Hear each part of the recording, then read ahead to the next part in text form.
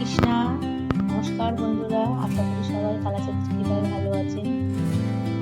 এগুলো যে দেখছেন, এগুলো আমার বাড়ির ফুল না, এগুলো সবই আমার মায়ের গাছের ফুল। আমি আগের ভিডিওতেও দেখিয়েছি যে অনেক সময় বাড়িতে ফুল না থাকলে বা গাছে অনেক ফুল থাকলে মা ফুল দিয়ে যায় কালাচাঁদের জন্য।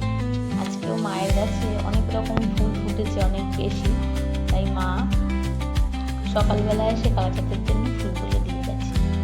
আর এদিকে আমার কালাচাঁদকে চান করিয়ে চন্দন তুলসী দিয়ে বসিয়ে রেখেছে, এবার এই ফুল দিয়ে সাজাবো।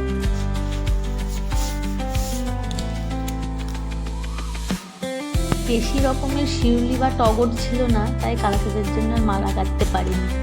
এই স্থলপদ্ম, কাঞ্চ, নীলকণ্ঠ দিয়েই কালাচাঁদের চরণে দিয়েছি।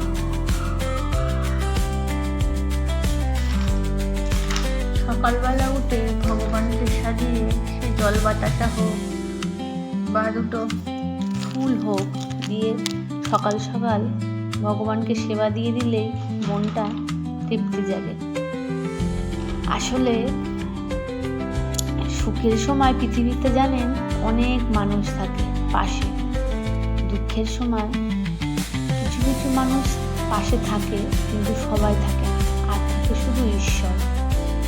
তাই যারা আপনার দুঃখের সময় পাশে থাকবে তাদেরকে কোনো মতেই হারানো যাবে না। আমি মনে করি তারা ভগবানেরই আশীর্বাদ। আসলে ভগবান ওপর থেকে এসে তো আর আমাদের সাহায্য করতে পারে না, তাই কাউকে না কাউকে পাঠায় সাহায্য করার জন্য।